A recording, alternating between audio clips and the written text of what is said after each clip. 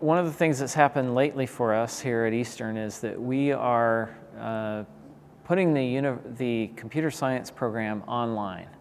So what that means is we're taking our on-campus computer science courses and making them available to a worldwide audience through what we call the online modality, which means basically the course is available online.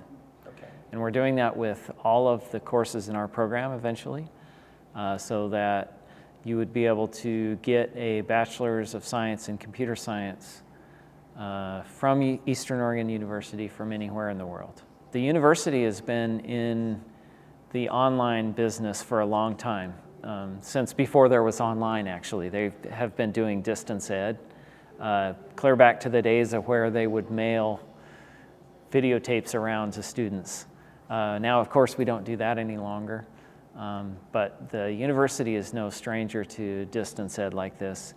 However, for the computer science department, this will be new.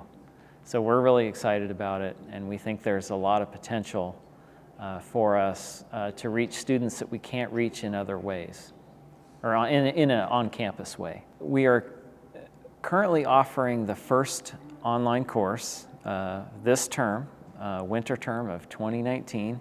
We're offering CS 161, which is our foundations class. And that is the very first time we've offered an online computer science course.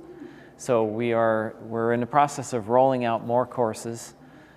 In spring term, we will have, I believe it's 3 or 4 more courses available for students online. We've hired some additional adjunct teachers to teach the online version of these courses.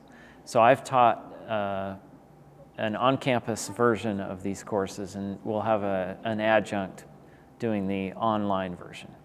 So to convert a class from an on-campus course to an online course, it's actually more involved than you might think. For example, on-campus people meet 4 times a week in a room, and the instructor talks for a while, and then everybody leaves, right? But an online course has to be quite different. For one, the students that are in your class are typically, well, they're located somewhere else, obviously, but they may have jobs. They may not be able to attend a certain time period. And so what you need to do is make your course material available on demand.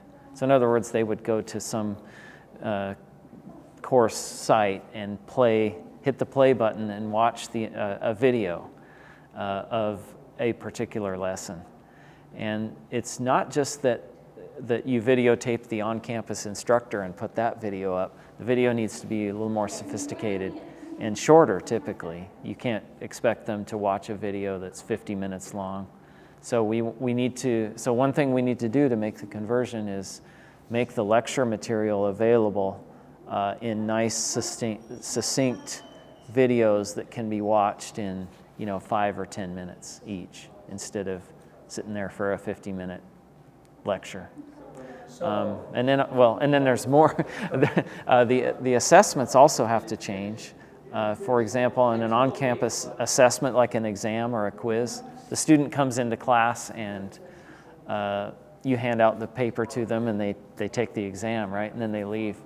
But your online students, they're somewhere else out in the world, and so we have to figure out how we will give exams to those students, whether it be through some proctoring service or maybe the student takes the exam through their laptop in some online way. So there's a lot of changes that have to be made to take a course from on campus to online. The course goals for an online course and an on-campus course are the same. So the students need to be able to learn the same material. So it's really a question of how do we deliver the material. That's what changes. As far as the standards for the academic standards for an online course and an on-campus course are the same. So you really have to make sure that you're assessing the students properly to ensure that they are meeting those learning outcomes that you have for your course, whether it's online or on campus. One of the surprises that we've found is that so online students, there really are a different set of students than the on-campus ones. So online students are out there kind of on their own. And one of the things that we need to do and make sure that we do well is to enable those students to be successful, because they're in an environment where they're isolated potentially. So we need to de-isolate them somehow and make it so that they have as many chances to succeed and get help from the instructors and interact with their other online students. We need to build an online community, really, is what we need to do. And so that's one of the challenges that we just right out of the gate have realized that is going to be one of the fundamental challenges for us as a program, is to make sure that online students aren't out there in isolation. With zero marketing for our first course, we have 5 students in our very first course, online course. So we were actually surprised that we would, there's no way those students would have known that the course even existed unless they were out registering and noticed that it was an online course and clicked that button. Once we get to the point where we're actually marketing the program, I think we could very easily get some big numbers in our classes, so which would be great. That'd be great for us and great for the university as a whole. The cost is the same.